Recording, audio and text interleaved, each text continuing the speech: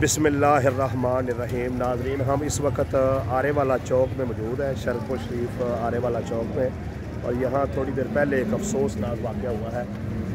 ये आरे वाला चौक में दुकान है शेर रब्बानी रेंट ए कार, जिसको मार मोहम्मद अली और मार अबू बकर जो है वो चलाते हैं। शेर रब्बानी रेंट ए कार, यहाँ पर जो है कुछ नामालूम अफराद आए हैं और जिन्होंने फायरिंग की है।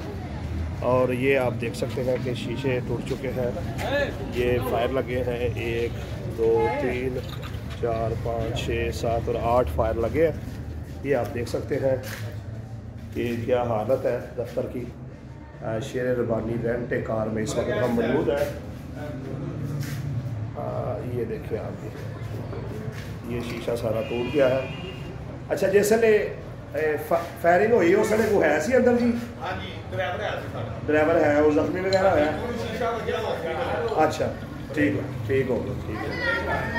गई है लावे मंडे वाले पास से 2 मोटरसाइकिल गई ने बड़े दरबार के पास।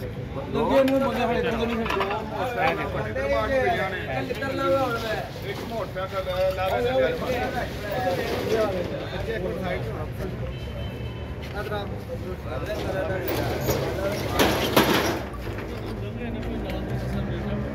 देखिए वीडियो आए सारे।